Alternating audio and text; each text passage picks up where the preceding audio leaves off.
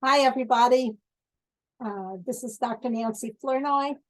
Glad to have you with me tonight. That's a PhD doctor, not an MD doctor, so leave the medical advice to someone else. I'll just be happy to tell you what I've learned about the science behind the X39 patch from LifeWave. So and then just a bit about myself then. My PhD is in biomathematics. I spent my career in clinical research, biostatistics, and medical research. So I know a lot about medicine and medical research, but I really had to go back to school to learn about the patches, the LifeWave patches, because I knew nothing about biophysics and light waves and other things that are so important for these patches. So it's been a lot of fun, and I do these talks to motivate myself, to educate myself, and then I share them with you. So I'm happy to have you with me. And with that, I will share my screen.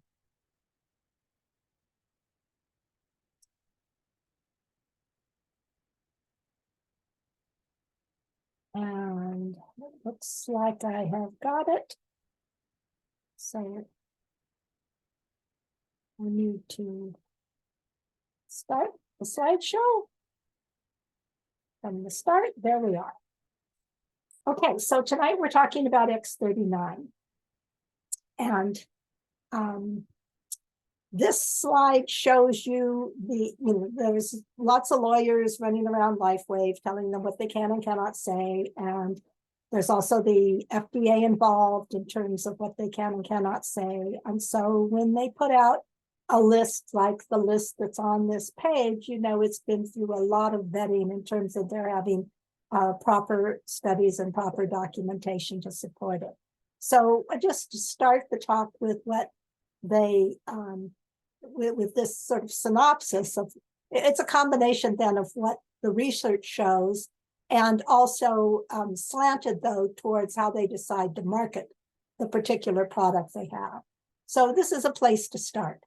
And the LifeWave X39 patch has been shown to support the relief of minor aches and pains, maintains a healthy inflammatory response, supports natural wound healing, enhances sports performance, improves mental clarity, improves skin appearance, energy and vitality, and recovery from exercise.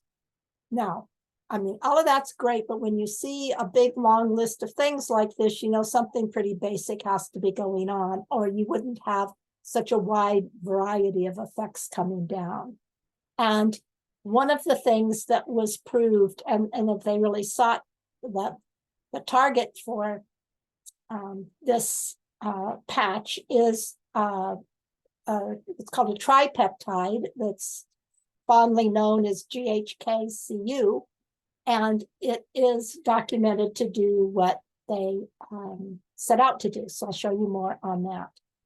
First, let me just say that there's an array of patches that target different things in your body to stimulate, and they all are patented. It's a proprietary form of phototherapy. It's targeted, passive, wireless nanotechnology. The patches have, here's the patch, like I've got one here. They have nano antenna on them. No drugs, no chemicals, no stimulants, just driven by your own body heat. So this little slide sort of gives you a synopsis of the patches. The patch is small, like a little Band-Aid. It's actually made up of a crystal. It's made up of amino acids, primarily. And when it comes into nearby your body, the heat of your body causes it to stimulate certain photoreceptors that are in your body. And this little picture here shows you light coming into a crystal and then all the different colors coming out the other side, just to remind you that how that kind of works. And I mean, you might have seen one in high school or in college chemistry class or somewhere, but the crystals on the patches don't send out all the light waves. They pick very specific ones and very specific frequencies that are being targeted. So the X39 patch is designed to increase this. Cu is the chemical name for copper. So they call it the copper peptide. There are more than one copper peptide, and this has also been known as the anti-aging peptide.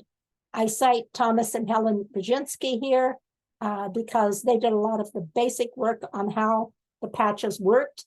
And most of the citations I'm going to mention can be found on the LifeWave.com website under resources or science. And I'll try and be clear when I'm talking about something else. So this is a schematic of the peptide. So your chemistry lesson for the day is to remind you that these molecules in our body are long strings of carbon, and there's so much carbon that the carbon doesn't even get mentioned. Every place you have a little bend in this little stick figure, you can pretend like you see a C there for carbon. So we have these long strands of carbon, and then we tack things on to one side or the other. And you have N for nitrogen, H for hydrogen, O for oxygen, and other molecules will have other things, but it's a fairly simple combination. What you see here, if you look, it's a Cu, has a double positive charge on it, and it's kind of nested right in the middle of this molecule, which of course isn't laying out in two dimensions, it's all wrapped up in itself. There is a little ring here, which I'm not going to expand on today because it also occurs in the X39 patch. So we'll talk more about its particular effects on the body next week. And we're going to focus on some on what copper does and what the copper peptide, this copper peptide does, and what's its connection to stem cells, which has been the big marketing focus, and it is really astounding that you can stimulate your stem cell production with a little bit of light on a little tiny patch on your body. So there are 3 studies here. You don't need to digest them. I just want to emphasize that there are 3 solid studies that document that this peptide does what it's advertised to do. It's advertised to increase the copper peptide, GHK-cu.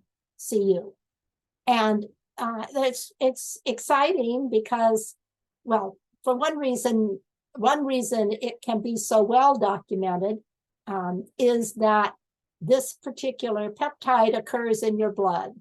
So they can take blood samples and see and measure, is it increased? Some of the other targets for the LifeWave patches aren't in the blood, and they're not easy to get, and they're not easy to measure. And so it's much more difficult to establish that a patch is doing just exactly what it was advertised to do. And a lot of the evidence is then, secondary evidence in terms of how it affects itself. But in the case of the X39 patch increasing the GHK copper peptide, that's a slam dunk. That's done. So there is one study. So there's other things that X39 does. We'll talk more about the stem cells, but there's other things that it's been demonstrated to do. And in particular, it's been demonstrated to increase neurotransmitter production and improve metabolism. So Melinda Connor and her daughter and their colleagues have done a lot of the more recent studies for LifeWave, and they are quite thorough comprehensive in terms of their chemical analysis of what's going on with the newer patches. There is a brain mapping study we'll look at briefly. And I have down here that it makes pretty pictures, but the science is hard to understand. But we may spend a little bit of time on it because I have learned recently that it is related to things that HeartMath.org does on coherence. And so that's HeartMath has become a very popular practice for a number of people. And if you've heard of it, fine. If you've not heard of it, fine. But if you've heard of it, there may be some connections here that we can explore. So first, let's just talk about the copper peptide, starting here on the top left. So where is it found? Well, the blood plasma, I discussed that it's in the blood already. It's also very prominent in the urine and the saliva. So all those are easy places to get samples, and the urine and the saliva are non-invasive, so you can do studies with it. Down here at the bottom left, we see that age 20, in your plasma, you would have around 200 nanograms per milliliter, and when you're at age 60, you've got 80 nanograms per milliliter. So there's considerable drop-off in production, commonly with age. This little histogram on the right shows you outside, aside from the blood plasma, the urine, and the saliva, it's also found in tissues. And so this shows you some of the organs where it is more prominent, and particularly you see the kidney and the brain, and then also the spleen and the liver and the lung, and then lesser for other organs. So it's a real common molecule in our body. So they've established that X39 increases GHK-cu, that copper peptide. What does this copper peptide do? Fair question, right? Well, it was discovered by Dr. Lauren Pickard in 1973, and a lot of the research on it he has done himself. He is easily, you can find him on the web. He's got a clinic.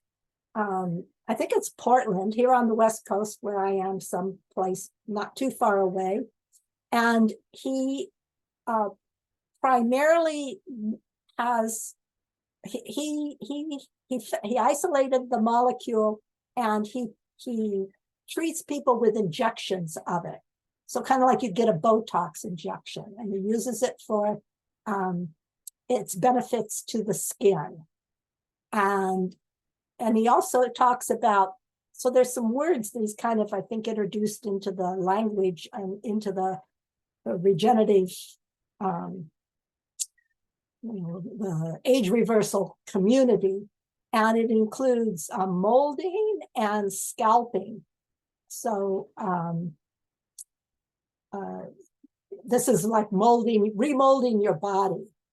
And I don't know, it would be interesting to know what he actually does with his patients, but you can, but if you could get the GHK through a little patch instead of a injection where you have to go to his clinic, I'd say that LifeWave's done a good job here. So the idea that GHK-cu, the copper peptide, is related to stem cells started with studies in the skin. And this little picture here shows you you have a skin follicle, and the bottom starts getting bigger, the bottom and the inside the tissue. And as it gets bigger and it kind of bulges out, then the stem cells start being sent out from it. So mouse studies originally showed that the hair follicle size got bigger, and bigger is associated with stem cell production. Well, that's still a little not quite tight, but what Dr. Pickard did in 68 and 63 was do some studies where he took liver from old people, liver cells from old people, and put them in a petri dish, and then added the blood from younger people. And when you added the blood from younger people to the blood from the older people, the older cells started functioning in nearly the same way as the younger liver tissue. And so mapping that process, that is getting younger, to the copper peptide was what he spent a lot of his time, what a lot of his research time on. So just a term here, if you're not familiar with it, pluripotent. I mean, what is a stem cell and who cares, right? So this word is applied to stem cells, and it means that they're able to grow into all the cell types in an embryo. So whatever the embryo is capable of becoming, these cells are capable of becoming. And this little schematic shows you just that they can go become an intestine cell or a liver cell, cardiac cell, or whatever. And of course, you want them to be whatever it is you need, which is one reason it's good to have your body in control of the process. And here we have a picture of one on the lower right-hand corner. So how might this work? The original proposals came from Pickard, and he's changed his ideas over time. And the full story is not over yet. So we're in the middle of this story as to how this actually might work. One thing they know is that copper affects cell growth and differentiation. It affects tissue regeneration, the nervous system health and development, and gene expression. So one theory was that this peptide works. You remember how the copper was kind of embraced in between these other parts of the molecule. So one theory, the early theory, what he started out with, is that that the peptide has its effect by carrying copper to where it needs to be. That it's really the copper that's doing the job, and that the peptide is what's getting it to the place to do the job. And so that's this work that he did in 1980. And he's still pretty much on the same theme in 2009, when he claims that its ability to bind copper and modulate its tissue level, that is what determines its biological activity. So again, he's really, well, here he's giving the copper peptide a little more responsibility. So the binding copper is just what it takes to get it where it's going to go. But the idea that he's added to this, the fact that it modulates the level in the tissues, that's giving it a regulatory feature. And that's involved in his 2009 paper. But then we get to 2018, and he's now got information about gene expression. And now he's saying that what they're finding that the peptide does in terms of making old cells younger, just that the copper by itself can't do that. That the peptide has to be doing more, and this, the mechanism is not yet known. Maybe it's known because I missed a more recent paper, but at least at this time, it's just known that taking the copper to where it's supposed to go is not enough to explain its effects. So here's kind of a long list of what copper does, all by its known to do by itself. And in the bottom right, I have the bit about a bit about stem cells. So just to start with that, even though it's kind of a footnote on the long list, we see that stem cells, there's got to be a certain amount of copper in the media for them to start differentiating into cells that you need to repair yourself. So if you don't have copper, you don't have cell differentiation. You don't have stem cells growing into whatever they need to be.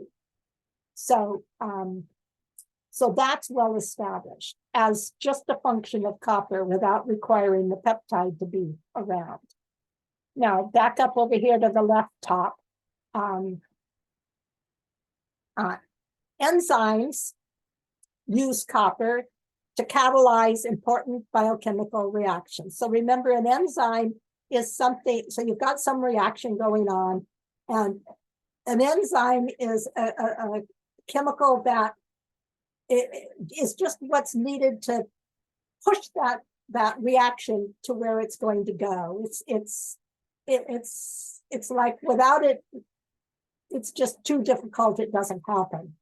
So so it's not in the molecule before the reaction. It's not in the molecule after the reaction, but you needed it to make the reaction. So there's a whole long list of things here that you need copper for. Cellular respiration. Well, our cells, we think of breathing, our lungs breathe, but each cell has to get its oxygen and get rid of the waste product. So you need copper for that.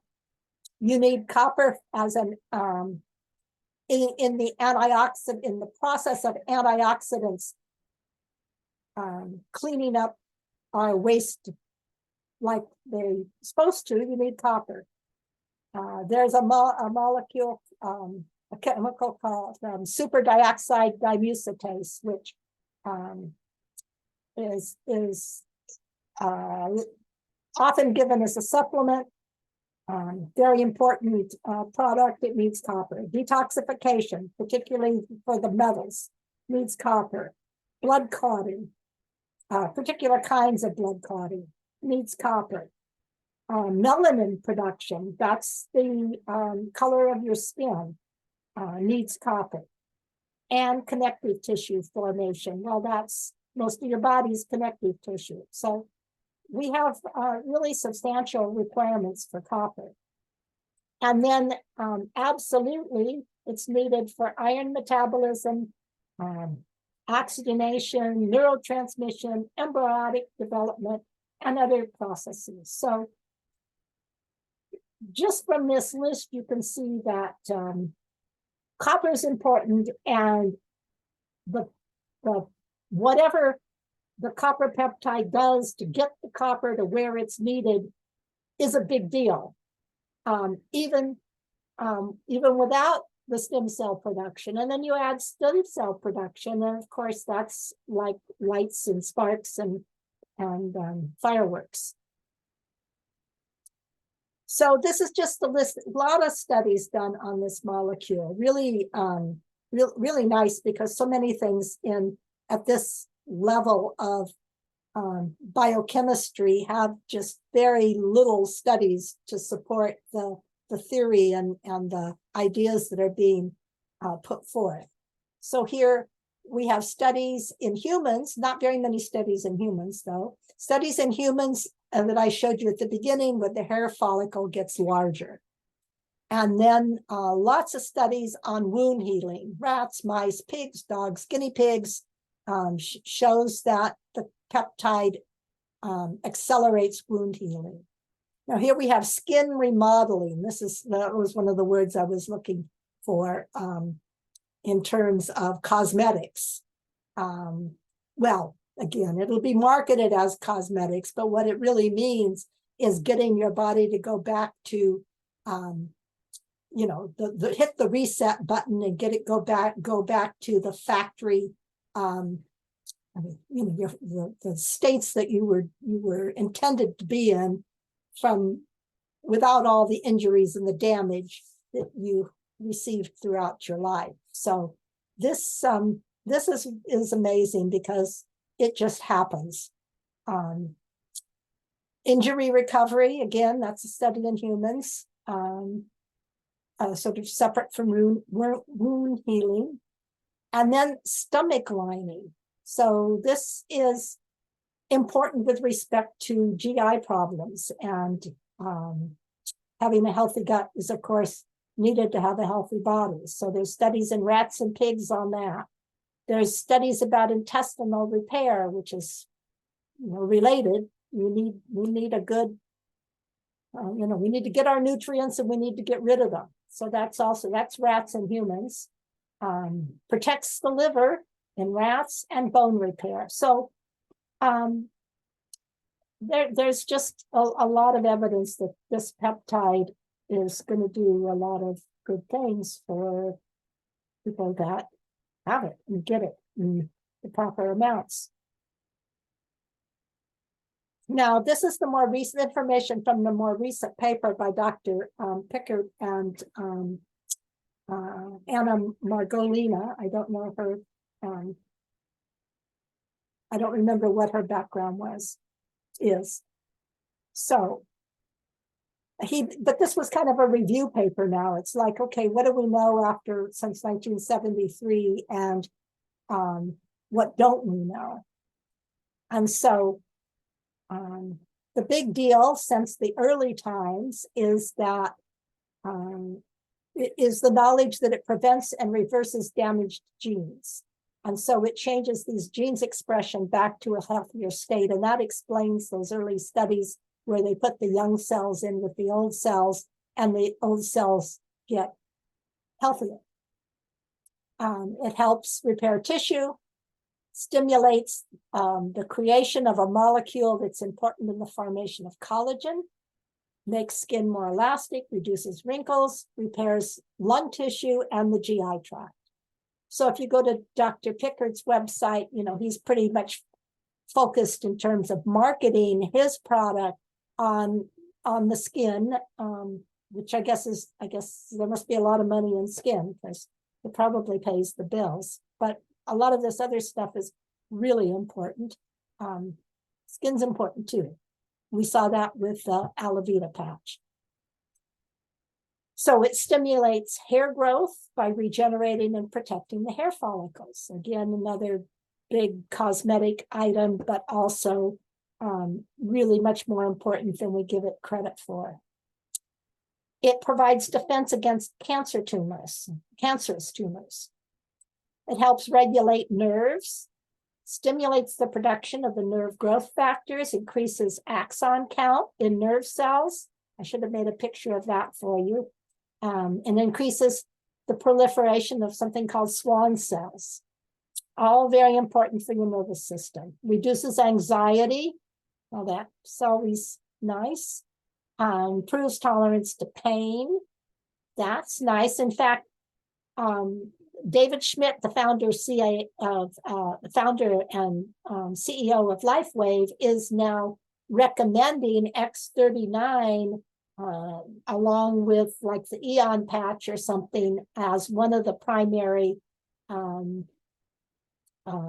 regimens for dealing with pain, in addition to Ice Wave. So it puts more tools in our toolbox and it reduces aggression. So that's pretty amazing. Now, just a couple of comments on I gave you some comments on the research that has been done for the patches, but I'll say a few more words about them. So here's a study in 2021, and they had a whole metabolic suite of lab work that Dr. Connor worked at. There was a physiology suite of measurements taken. They had questionnaires, they had a memory test, and they had the psychological mood scale. So, I mean, she really had a ton of data. And the subjects wore the patch for 8 to 12 hours a day for 7 days. And in that amount of time, it increased 8 amino acids. And in particular, they were amino acids that serve to rebalance the gut. They also found improvement in the quality of sleep within 24 hours. And this was in a group of subjects that averaged 63 years old. So these effects were substantial on their overall quality of life. Also in this study, they found that along the pathways where dopamine and serotonin are made, there was improvement in metabolic activity. So the production of dopamine and serotonin was enhanced. And there were also increases in adrenaline, which I'm not quite sure how to take because that's your fight mechanism, but presumably in a healthy way. There were also changes in liver function enzymes, which regulate the neurotransmitters. Now, this is the brain wave mapping study, and I'll show you what I show you. Okay, so the brain scans that were done by Dr. Chevalier and Clark measured cognitive response, brainwave patterns, cognitive control, visual control, and task switching. So I won't show you everything, but he had 12 subjects and they were all healthy. And he looked at each subject 3 times before using the X39, after 3 weeks, and after 6 weeks. And they used it for 12 hours a day.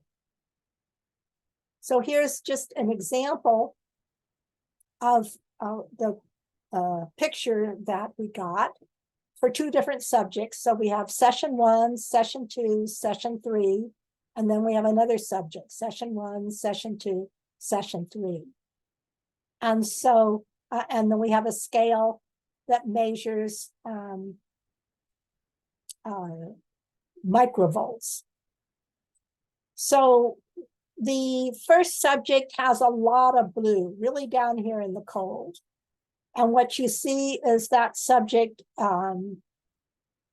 getting a little more composition to the brain. There's some a little bit of strong activity and some intermediate signs of activity by session 3. In the one on the bottom, you have a lot of red, which is hyperactivity. And by session 2, that's calm dramatically, and it stays calm at the latter session. So hard to summarize the pictures into a kind of a scientific summary thing, but the pictures are very interesting themselves. So the thing that he did that I believe is close to what math, heart math does, but we have Rebecca here with us today, and maybe she'll explain, because I know she does heart math. But heart math and these measurements deal with coherence, and whether they're exactly measured on the same way or not, I'm not sure. But coherence, because we're talking about measures of electrical activity in the brain. And coherence means there's a balance between excitation and inhibition. Not too much of one, and not too crazy and not too dull. And it's going to reflect how stable the phase relationship is between 2 electrode sites. So you put the 2 electrodes on 2 different places in the brain, and you look at what is the activity that's going between the 2 sites. And the significance of that is that it quantifies how much interaction there is between 2 sites of the brain, how much communication, sharing of information, what's the communication level between those parts of the brain. So if you are hypocoherent, then your sites are not really functioning efficiently because there's too much chatter. Some people, and I know I was this way myself in the early 90s, where You know, your brain just goes into crazy talk, talk, talk, talk, talk. You can't shut it up. It's like you can't sleep. It's like your mind is just taken over your whole, taken over, and you can't really control it. It is not a fun place to be. And I know other people have been or in that position too. The different sites then are too overly connected and may even be kind of locked together. So they're just feeding on each other into a frenzy. Hypocoherence is when there's poor communication or poor interaction at all, much less communication between two sites. And so when you have poor interaction between the sites, this is associated with diminished cognitive efficiency. So it's just not so easy to think and to reason. Neither of those two options are nice. So here's what the data looks like from those studies. We have going down, we have session 1, session 2, session 3, and then we have 3 different sets for each subject, which correspond to the wavelength that's being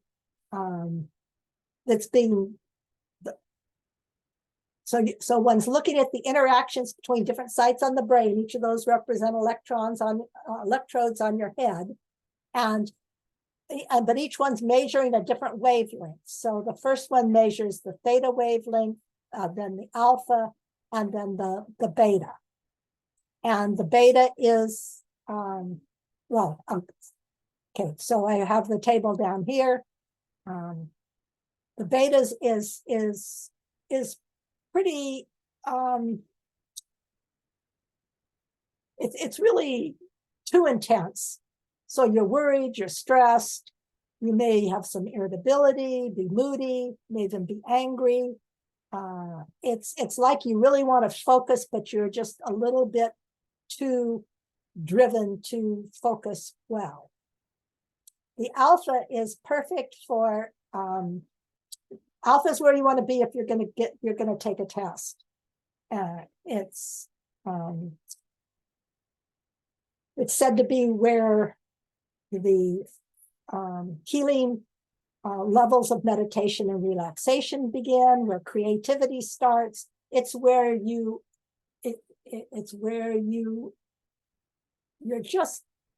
not working, but everything clicks. And then theta is intuition, inspiration, looking for important answers to being found. It's like you're getting into a deep meditative state. And then delta, we think of as in deep sleep, but it can be achieved in waking time. And it's noted that this is where a lot of your real healing and renewal and rejuvenation comes. And they didn't measure that, probably because they thought you had to be asleep to be in it, or maybe they just didn't have enough people that got into it that weren't asleep. So we have the first 3 here in the first 3 columns. And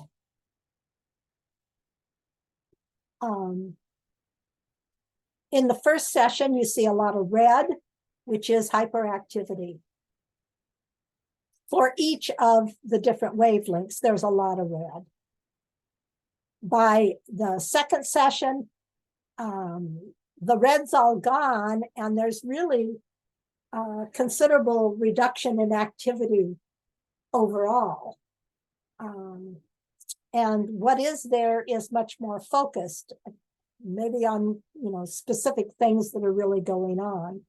And then by session 3, it's really a more sort of normally balanced, that you have a couple of communications between a couple of sites that are a little more intense, and most of them are calm. So this is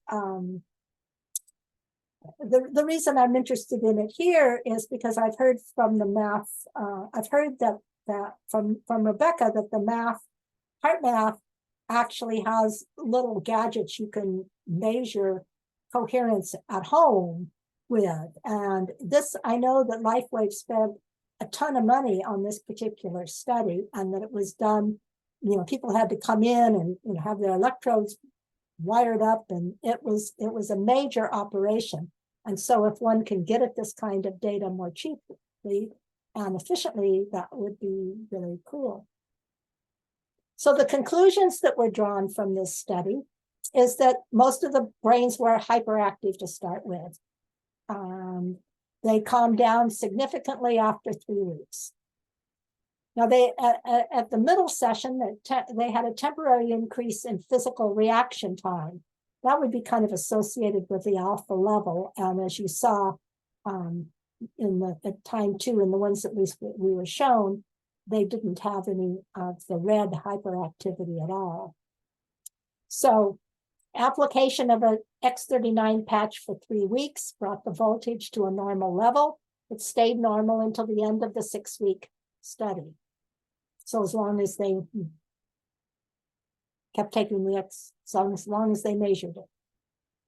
And then in terms of just verbal reports, most participants reported feeling better, either a little better or a lot better at the end of their participation. So that's, of course, cool. So that's the technical information that I have for you tonight. I need to say that LifeWave and I make no claims about medical cures, and we're not diagnosing, treating, or preventing any disease. But I am happy to share the information with you that I did find, and I hope you enjoyed it. I wear the patch almost every day. I put one on my husband. We have found the effects to be profound, and I hope that you will start wearing the patches if you're not already, and continue if you are. My talks on the different patches can be found at my YouTube channel, which is at Nancy Flournoy, and my website needs updating, but there is also information on it at lightpatchscience.com. So thank you very much for coming, and with that, I will stop sharing the screen. And maybe we'll take 1 or 2 questions before I turn off the recording. Does anyone have something they particularly would like to share or ask for posterity?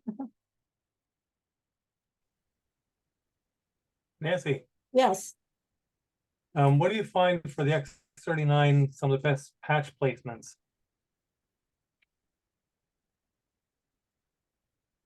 Oh, well, I mean, I tend to just use the back of my neck and the under my belly button, but okay. I have used other places. So it's like, are you treating your body systemically, or are you treating it locally? And exactly. so for systemically, if I'm just maintaining a healthy body as part of the maintenance system, then it's the back of the neck and not under the belly. If there's actually something going on, then I will stick the patch either at that site or on an acupuncture meridian point that's connected to what I think the problem is. Right. So the reason I ask you that, from the original notion of alchemy, copper was known as the warrior sword. Okay, right? Okay. Then what that was basically, copper as an elemental will take something that's made of some non-uniform thing, like in the Promethean legend of Prometheus turning clay into human beings. It can actually first breaks things down into subunits and then reorganize its subunits into a homogeneous way. We actually call it the homogeneity within the heterogeneity. So as it plays out in the body, since most of the copper peptide binding happens in the Golgi complex of the liver, what you're basically saying is that the copper comes down and basically allows for example, working through the stem cells pluripotency mechanisms. It allows it to separate into all the different cell types, pluripotent cell types that you need, right? So in its first stage of basically interacting with stem cells, it basically helps with the stem cells to turn into the progenitor cells that are precursor to basically the actual cell types. But once the cell types are formed, it helps to stabilize the cell types and make sure they're homogeneous, because you don't want a bunch of really heterogeneous cell types that leads to tumors and stuff like that. So it's called the subunitarian molecule. So it's useful for basically both breaking things down. You could things like if you had tumors and cysts and things like that, locally it could actually help break down that homogeneous cell type basically that you don't want. In other areas where you want to rebuild on a subunitary level, it'll actually organize cells and molecules together in a more homogeneous way, creating a lot of uniformity of structure in the system. So it has that bivalent nature. They call it the subunitarian element base, right? It can both break down, which is not desired, and can build up what is desired. Well, that makes sense, because this patch, in terms of the studies, Right. that it tends to bring different things to normal. So whichever extreme you start with, and so that makes sense. Yeah, because what you have, you would with cell, it's great to have stem cells creating, but you want in their first stage of subdivision, they need to become genetic based. In essence, they have to basically divide into different cell types, right? And that requires a certain type of genotypical trait of that process based, right? That allows that to happen. But once that cell type is established, then you want it to go through cell mitosis into the same cell type, which is homogeneous, and it works with certain genotypical traits within the genes to work with that. So it does that. It's a twofold process there. The original research done on superoxide dismutase catalase was by McCord and Friedrich. McCord got 4 Nobel Prize nominations for understanding the notion of what really is oxygen radical absorptive capacity. So that original was on basic copper-based isoenzymes, cytochrome 450 enzymes, basically to understand really what their role was, both in basically breaking down chemotoxins in the liver, but also organizing other types of cell types together in a healthy way. So you get this really beautiful with copper. As they say, it takes the clay and turns it into the living being. It takes things that are not organized, and breaks them down, and then they can be used to be organized in a very uniform way. And that's kind of like the beauty of its alchemy base, right? With the copper elemental. If people have unbound copper in the system, it has exactly the opposite effect. If it's not bound cytoplasmically, it tends to basically create homogeneity. It creates a lot of cell types you don't want, right? It creates cell types you don't want. So it's very, very important to the whole notion of cell type division, cell type proliferation and differentiation and division controls that whole mechanism there. Okay. I just wanted to ask, can I ask, you said at the end that you and his experience with it, you had profound results. So I just wanted to ask if you would want to say like anything more specific about what that was for you. There was like a step function. Well, yeah, okay. So I should say, to start out with, that I'm almost 76 years old. And I had a near-death experience 40 years ago now, I mean, a long time ago. So when I was 50, my mother was 80, and people thought we were sisters because I looked so old. So when I was 40 years old, I looked like I was 80. I have found lots of good things that have helped me get younger over this time period. But now that now that I'm approaching 80, I'm feeling, so much better. And I talk about this a bit on my website. There's a lot of things that have helped me along the way, but I think X39 made like a step into a different state of being, in that, so to me, for the, every day is a new day, every day is better than the day before. And then, but it was like I was on a path that was only going at a certain rate. My body could only handle so much change at a time, and I had a lot of things to fix. But at one point with the X39, it just went, I just went into a state where everything felt good in a way that I might have thought when I was 16 years old. It was just this sense of everything being right and well and in its place. And I think I remember you're saying you got that with a different patch, the same sort of feeling. Did you say that?